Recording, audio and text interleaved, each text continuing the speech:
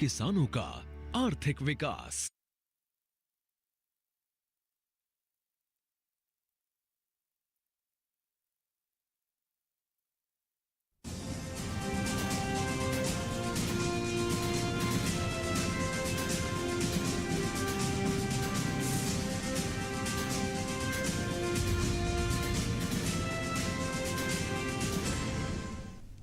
नमस्कार, किसान समाचार में आपका स्वागत है। मैं हूं रेशमा आपके साथ। आइए नजर डालते हैं इस वक्त की हेडलाइंस पर। केंद्र के हस्तक्षेप से प्याज के न्यूनतम निर्यात मूल्य पर घरेलू बाजार में मूल्य वृद्धि रुकी। उपभोक्ता कार्य विभाग प्याज के निर्यात और कीमतों की कर रहा है निगरानी। नेफेड और एनसीसीएफ ने खरीफ फसल की अतिरिक्त 2 लाख मीट्रिक टन प्याज की खरीद भी कर दी है शुरू।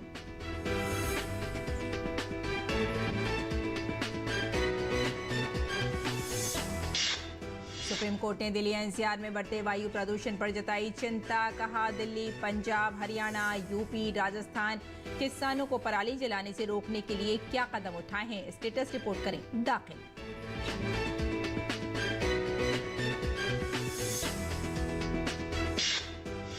उत्तराखंड के मुख्यमंत्री पुष्कर सिंह धामी की अध्यक्षता में सोमवार को मंत्रिमंडल की हुई बैठक। जल संरक्षण के लिए नदियों में चेक डैम के लिए मास्टर प्लान बनाने सहित 30 प्रस्तावों पर लिया गया निर्णय। प्रधानमंत्री मत्स्य योजना की तर्ज पर मुख्यमंत्री मत्स्य संपदा योजना को दी गई मंजूरी। गन्ना विकास में खंडसारी नीति को 1 वर्ष के लिए किया जाएगा लागू। हरियाणा के कृषि मंत्री ने सोमवार को गन्ना नियंत्रण बोर्ड की बैठक में लिया हिस्सा। कहा, हरियाणा सरकार गन्ने के मूल्य में करेगी बढ़ोतरी। मुख्यमंत्री की मंजूरी के बाद इस पर लिया जाएगा निर्णय। नई किस्म 1523 को बढ़ावा देने के लिए बीज विकास पर सरकार कर रही है काम।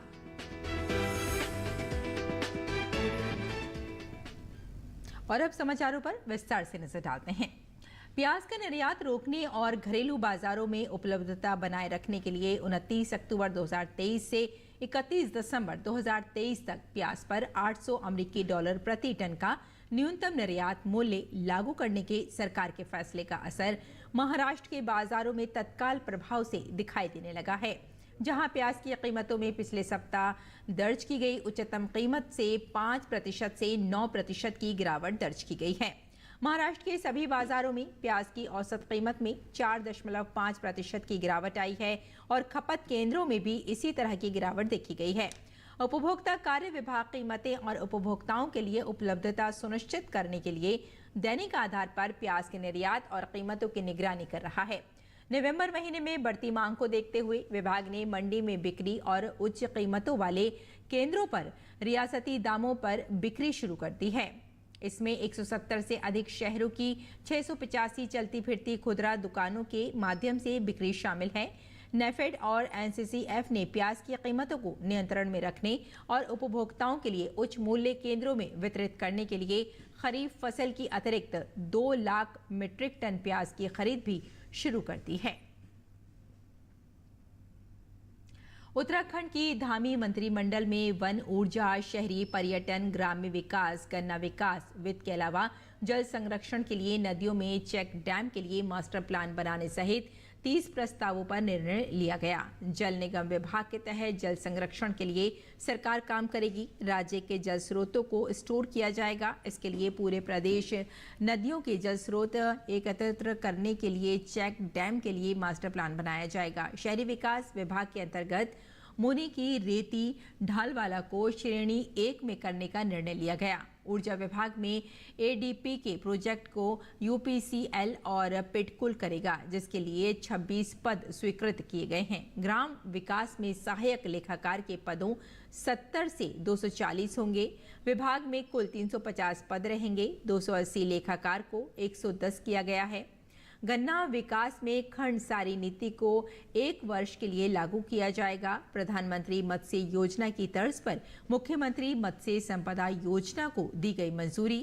केंद्र के 3% और राज्य से 2% यानी 5% सब्सिडी मिलेगी। इसके अलावा सोलर पावर सिस्टम मुहैया कराया जाएगा। गौशाला नीति में संशोधन किया गया है। इस नीति के तहत जिला अधिकारी स्तर पर अब निर्णय लिए जाएंगे। ऊर्जा विभाग में सोलर वाटर हीटर में घरेलू सोलर वाटर हीटर 50% और 30% कमर्शियल पर सरकार सब्सिडी देगी। वन पंचायत की भूमि पर रोजगार को बढ़ावा देने के लिए 11 पहाड़ी जिलों में जड़ी बूटी को बढ़ावा देने के लिए स्वीकृति दी गई है। 628 करोड़ की लागत है। पहले फेज का कार्य 500 हेक्टेयर में होगा। हरियाणा के कृषि मंत्री जयप्रकाश दलाल ने सोमवार को गन्ना नियंत्रण बोर्ड की बैठक में हिस्सा लिया। कृषि मंत्री ने कहा कि सरकार गन्ने के मूल्य में बढ़ोतरी करेगी। मुख्यमंत्री मनोहर लाल की मंजूरी के बाद आगामी दिनों में इस पर निर्णय लिया जाएगा। उन्होंने कहा कि हरियाणा में गन्ने का भाव देश में हमेशा सर्वाधिक रहा है। खुशी की बात यह है कि इस बार पेराई पिछले साल से ज्यादा हुई है। 754 लाख क्विंटल की बजाय 770 लाख क्विंटल की पेराई इस बार की, और रिकवरी भी जो है पिछले साल गन्ने की 9.47 थी जो बढ़ करके 9.70 हो गई है। रिकवरी भी ज़्यादा आई है, 9.47% से 9.7% हो गई है। और किसानों को हम 2819 करोड़ रुपए की पेमेंट कर चुके हैं। एक मिल को छोड़ करके, उस मिल का क्योंकि बाइफर में गया हुआ है, सुप्रीम कोर्ट में, हाई कोर्ट में डिस्प्यूट चले गए, और उस मिल का मैनेजमेंट हमने सरकार अपने आप चला रही है। उसको छोड़ करके बाकी सब की पेमेंट हम कर चुके हैं।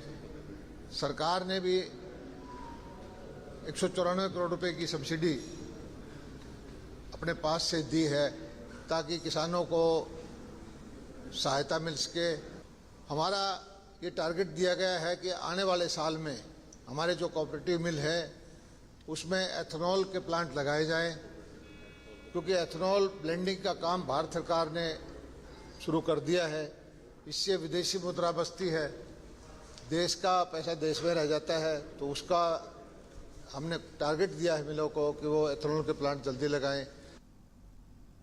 जम्मू कश्मीर के उपराज्यपाल मनोज सिन्हा ने एक कार्यक्रम में कहा कि कोल्ड स्टोरेज से किसानों को लाभ होगा और इससे रोजगार के अवसर भी खुलेंगे।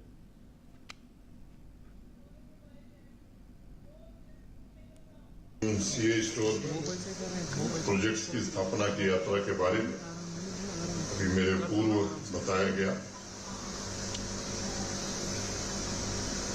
ये 12 जो सीए स्टोर लोगों को समर्पित हुए, यहाँ की आवाम को समर्पित हुए, निश्चित रूप से कश्मीर वैली के किसानों के लिए आने वाले दिनों में वरदान साबित होंगे। लगभग 60,000 मीट्रिक टन की क्षमता में वृद्धि इसके कारण हुई। सीधे तौर पर 500-600 लोगों को रोजगार भी मिलेगा। 1887 करोड़ रुपए की लागत के साथ 44 सीए स्टोर पहले ऑपरेशनल किए गए, जिसके जरिए भी लोगों को रोजगार मिला है। और 1,85,843 मीट्रिक टन की कैपेसिटी उसके कारण विकसित हुई थी। मुझे लगता है कि कई दशकों से कश्मीर घाटी के किसान संबंधित इंडस्ट्री से जुड़े साथी स्टोरेज कैपेसिटी के वृद्धि का इंतजार कर रहे थे। जम्मू कश्मीर के गांदरबल में इस समय सेब की खेती की जा रही है। वहां सेब की अधिकतर खेती गांदरबल और शोपियां में ही की जाती है। खेती से जुड़े किसानों ने बताया कि इस साल अब तक सेब पर कुछ कम रंग चढ़ा है। सेबों पर पूरा रंग आने में अभी और 1-2 महीने लग सकते हैं। लोगों को पता है यहाँ सिर्फ एक ही काम, अगर कोई बड़ा डिपार्टमेंट वो यही है, एग्रीकल्चर सेब का डिपार्टमेंट है। इस साल लगभग यहाँ इस टाइम यहाँ बाहर के बहुत लोग आते हैं, बाहर से आते हैं, हिमाचल से, राजौरी से आते हैं, दोड़ा से आते हैं यहाँ काम करने के लिए। अभी तो हमने 10-15 दिनों की शुरू किया ये काम, तो अभी 2-2.5 महीने ये काम चलेगा। इधर तो 2 ही चीज़ में काम होता है, या खेती बाड़ी में होता है तो या सेब में होता है। इसके साथ मजदूर भी बचते हैं। गांदरबल हो, शिपेन हो, जो ये हमारा इलाका है, इसमें ये काम चलता रहता है। इसके साथ धूप भी अच्छी है और इंशाल्लाह मौसम भी अच्छा है। रंग इस साल कम है मगर इंशाल्लाह आएगा ज़रूर। अल्लाह की फजल से इस साल मेवा तो बीमारी में वो ड्राई रहा, 1-2 महीने बारिश नहीं गिर गई, फिर भी अल्लाह को निज़ाम चलाना पड़ता है, वो देता है इसको यहाँ बाजार इसको अच्छा रखा है इस साल अगले सालों से। हमारी जो एप्पल्स की हार्वेस्टिंग को स्टार्ट हो गई, क्योंकि एप्पल्स में डिफरेंट वैरायटीज़ होती है, उसमें कुछ अर्ली वैरायटीज़ भी हैं जो ऑलमोस्ट हार्वेस्ट हो चुकी हैं, कुछ मिड सीजन वैरायटीज़ होती है, कुछ लेट वैरायटीज़ होती हैं। हमारी जो अर्ली वैरायटीज़ है जिसमें हमारा सहारनपुर वगैरह जो है वो ऑलरेडी हार्वेस्ट हो चुका है। हमारा जो मेन एप्पल वैरायटी होती है वो रेड डिलीशियस होती है, जिसका हार्वेस्टिंग का जो टाइम होता है वो लास्ट वीक ऑफ सितंबर से first to second week of अक्टूबर तक चल जाता है। और उत्तर प्रदेश में अब तक 55,639 ग्राम पंचायतों में ग्राम चौपालों का आयोजन किया गया। बीते शुक्रवार को 1,538 ग्राम पंचायतों में ग्राम चौपालों का आयोजन हुआ। इन ग्राम चौपालों में अब तक 2.63 लाख से अधिक समस्याओं का निस्तारण किया गया। प्रदेश के उप मुख्यमंत्री केशव प्रसाद मौर्य के निर्देशन में ग्रामीणों की समस्याओं के निराकरण के लिए राज्य के प्रत्येक विकास खंड की 2 ग्राम पंचायतों में प्रत्येक शुक्रवार को ग्राम चौपाल का आयोजन किया जा रहा है। उप मुख्यमंत्री ने कहा कि इन ग्राम चौपालों के बहुत ही सार्थक परिणाम निखर कर सामने आ रहे हैं और बहुत बड़ी संख्या में लोगों की समस्याओं का निराकरण उनके गांव में ही हो रहा है। उन्होंने कहा कि सरकार खुद चलकर गांव और गरीबों के पास जा रही है। ग्राम चौपालों से जहां गांवों में चल रही विभिन्न परियोजनाओं की जमीनी हकीकत का पता चलता है, वहीं सोशल सेक्टर की योजनाओं के क्रियान्वयन में तेजी आ रही है। आगे बढ़ते हैं। दिल्ली एनसीआर में वायु प्रदूषण के बढ़ते स्तर पर सुप्रीम कोर्ट ने चिंता जाहिर की। कोर्ट ने दिल्ली, पंजाब, हरियाणा, यूपी, राजस्थान से स्टेटस रिपोर्ट दाखिल करने को कहा है। राज्यों को बताना है कि उनकी ओर से प्रदूषण को रोकने और खासतौर पर पराली जलाने से रोकने के लिए क्या कुछ कदम उठाए गए हैं। कोर्ट ने राज्यों से पिछले कुछ महीनों में वायु प्रदूषण में सिलसिलेवार तरीके से हुई बढ़ोतरी पर रिपोर्ट पेश करने को कहा था। राज्यों को 1 हफ्ते में जवाब दाखिल करना है। पराली जलाने की घटनाओं पर अंकुश को लेकर प्रशासन पूरी तरह से गंभीर है। सोमवार को गांव कुत्तावड़ में पराली जलाने पर संबंधित व्यक्ति के खिलाफ एफआईआर दर्ज की गई है। गांव में पराली जलाने की लोकेशन मिली थी, जिस पर ग्राम स्तर कमेटी की सूचना पर कृषि विभाग के अधिकारी की ओर से संबंधित व्यक्ति के खिलाफ एफआईआर दर्ज करवाई गई है। एसडीएम ने कहा कि पर्यावरण को प्रदूषण से बचाने व कृषि उर्वरा शक्ति को बनाए रखने के लिए पराली जलाने की घटनाओं पर अंकुश जरूरी है। पर्यावरण को स्वच्छ रखना हम सबका दायित्व है। किसान पराली को जलाने के बजाय उसका प्रबंधन करें। इससे जहां किसानों की आमदनी बढ़ेगी, वहीं उनकी भूमि की उर्वरा शक्ति बनी रहेगी। उन्होंने बताया कि प्रदेश सरकार पराली प्रबंधन के लिए अनुदान दे रही है, ताकि किसानों को पराली प्रबंधन में किसी प्रकार की असुविधा ना हो। बहुत से किसान पराली प्रबंधन कर रही है, दूसरे किसानों को उनसे प्रेरित होना चाहिए। उन्होंने बताया कि जहां किसानों द्वारा गांठों को बेचकर अतिरिक्त आमदनी होगी, वहीं पर्यावरण प्रदूषण में भी मुक्ति मिलेगी। सरकार द्वारा दोनों प्रकार के अवशेष प्रबंधन पर 1,000 रुपये प्रति एकड़ प्रोत्साहन राशि दी जाएगी। उन्होंने किसानों को आह्वान किया कि वे फसल अवशेष प्रबंधन स्कीम के अंतर्गत विभागीय पोर्टल पर अधिक से अधिक पंजीकरण करवाएं। इसके लिए किसानों का मेरी फसल मेरा ब्यौरा पर पंजीकरण जरूरी है। दिल्ली के आसपास इलाकों में लगातार जल रही पराली के कारण देश की राजधानी में वायु गुणवत्ता का स्तर लगातार खराब हो रहा है।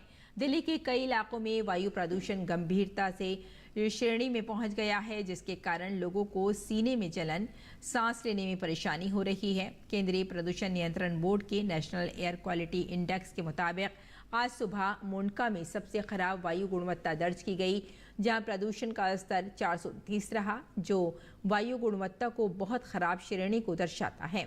हालांकि केंद्र सरकार ने कहा है कि हरियाणा, पंजाब, उत्तर प्रदेश और राजस्थान के राष्ट्रीय राजधानी क्षेत्रों में पराली जलाने की घटनाओं में काफी कमी आई है।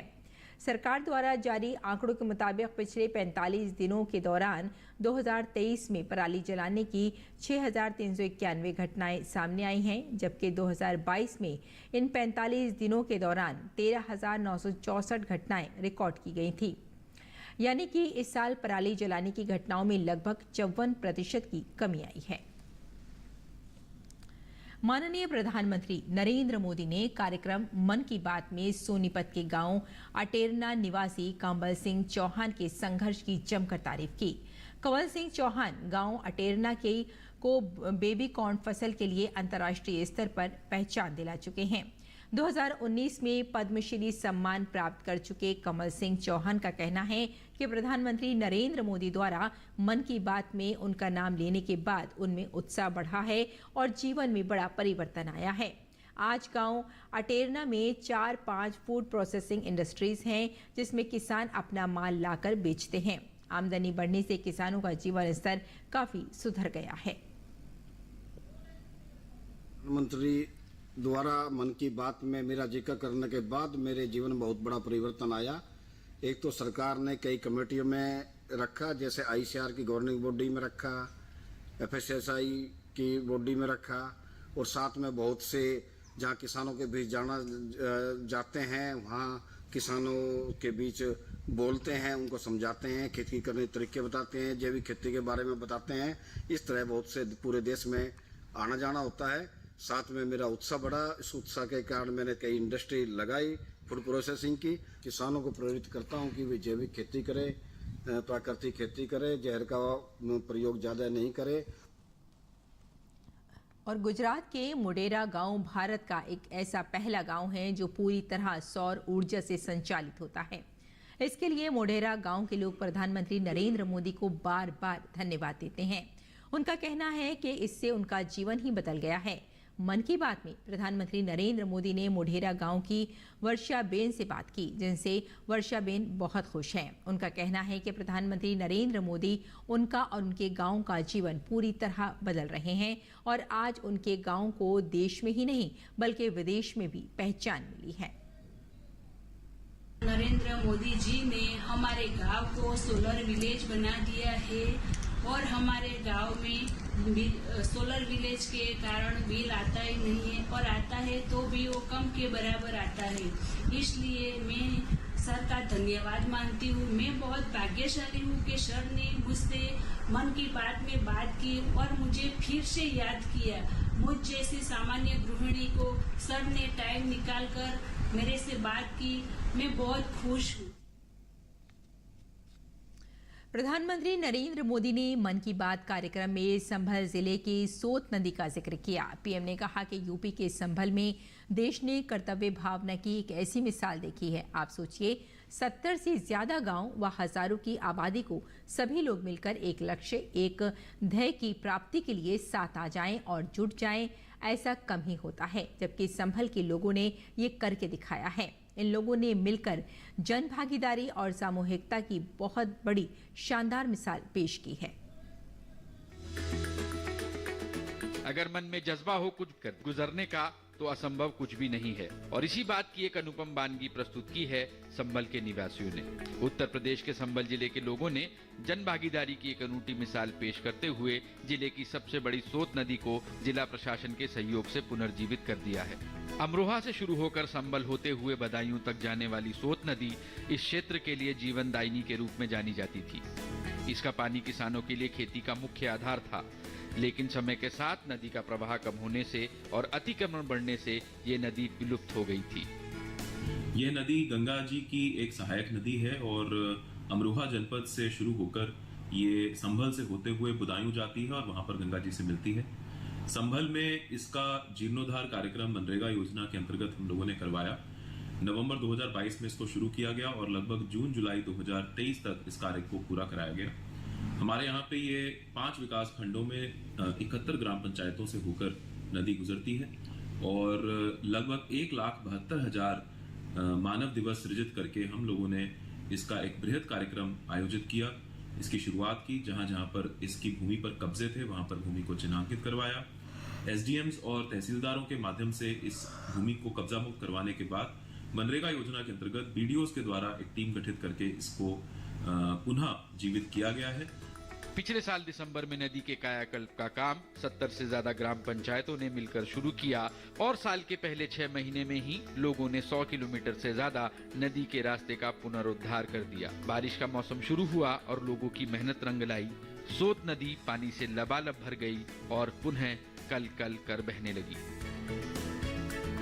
हमारे यहाँ सोत नदी चल रही है। हमारी सरकार ने ऐसे मान लो वहाँ पर रोजगार सेवक उनको रोजगार मिला है। सोत नदी खुदवाई है, उसमें पायलट बनवाई है, गांव के लोगों को रोजगार भी मिला है। सरकार बहुत अच्छा काम कर रही है। खुदाई भी हुई थी और अच्छा काम हुआ था, पानी बहने लग गया उसमें, गाँव वालों को रोजगार भी अच्छा हो गया उसमें। इसके लिए वृक्षारोपण कराया गया है।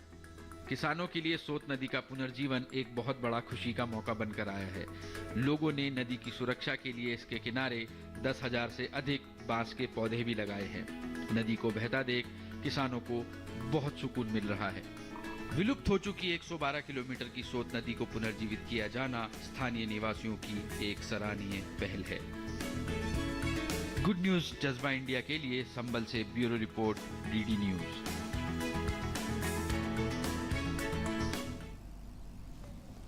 और आइए अब जानते हैं कि किसान इस मौसम में कैसे रखें अपनी खेती का ख्याल।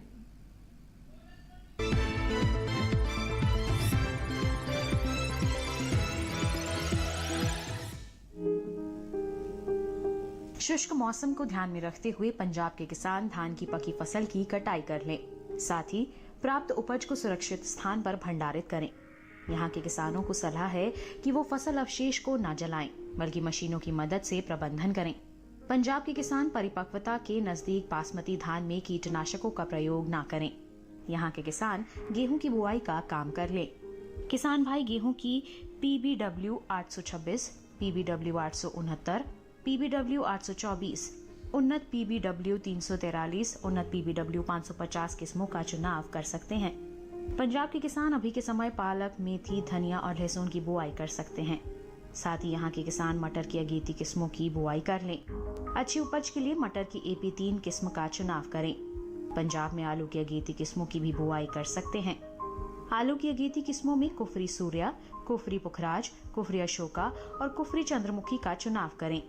बात करें हरियाणा की, तो यहाँ के किसान मौसम साफ होने पर टमाटर, बैंगन और मिर्च की तुड़ाई कर लें। साथ ही यहाँ के किसान मौसम साफ होने पर सरसों की बुआई कर लें।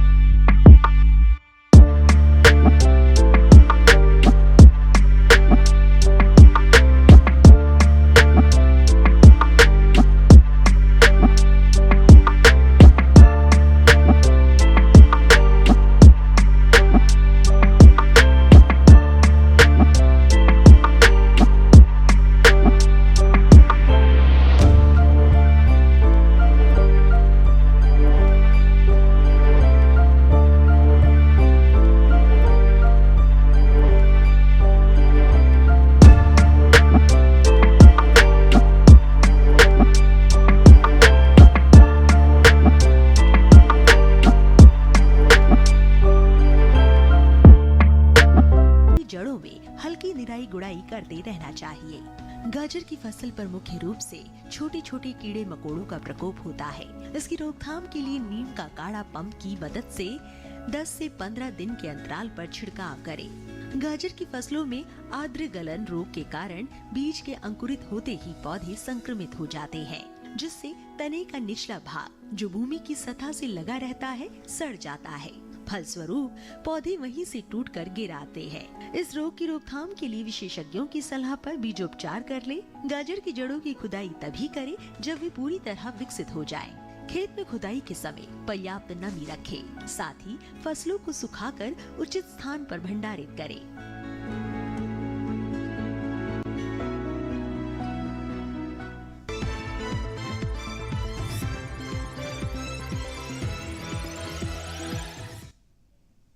और खेती किसानी के साथ साथ आइए नजर डाल लेते हैं कुछ और महत्वपूर्ण खबरों पर। खास खबर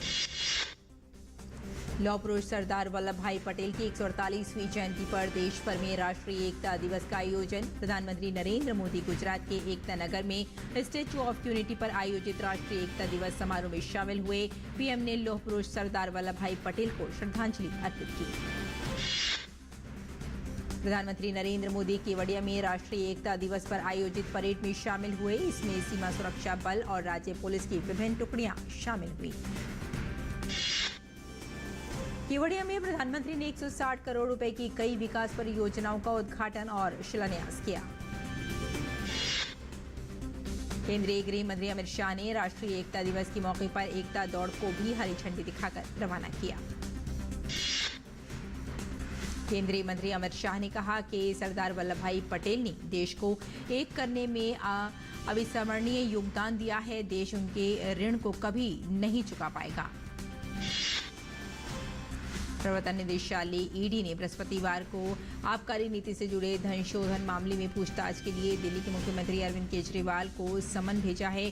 सूत्रों ने बताया कि अरविंद केजरीवाल को धन शोधन रोकथाम अधिनियम के तहत समन जारी किया गया है। प्रवर्तन निदेशालय की पंजाब में आम आदमी पार्टी के विधायक कुलवंत सिंह और दूसरे आरोपियों के ठिकानों पर छापेमारी। नारकोटिक से जुड़े मनी लॉन्ड्रिंग मामले में ईडी ने मोहाली में विधायक कुलवंत सिंह के घर और दफ्तर की तलाशी। पैसे लेकर सवाल पूछने को लेकर सुर्खियों में आई टीएमसी सांसद महुआ मोइत्रा ने दिल्ली हाई कोर्ट में दायर उस याचिका को वापस ले लिया है जिसमें उन्होंने मीडिया संस्थानों को उनको लेकर खबर प्रकाशित करने से रोकने की मांग की थी। आंध्र प्रदेश के विजयनगरम में रेल हादसे के कारण बाधित रेल लाइन मरम्मत कार्य के बाद फिर से शुरू हो गई है। 29 अक्टूबर को आंध्र प्रदेश में हुई ट्रेन दुर्घटना में 13 लोगों की मौत हो गई थी। पूर्व प्रधानमंत्री इंदिरा गांधी की 39वीं पुण्यतिथि पर कांग्रेस अध्यक्ष मल्लिकार्जुन खड़गे ने शक्ति स्थल पहुंचकर इंदिरा गांधी को श्रद्धांजलि दी। तो किसान समाचार में फिलहाल इतना ही। अनुमति दें। नमस्कार।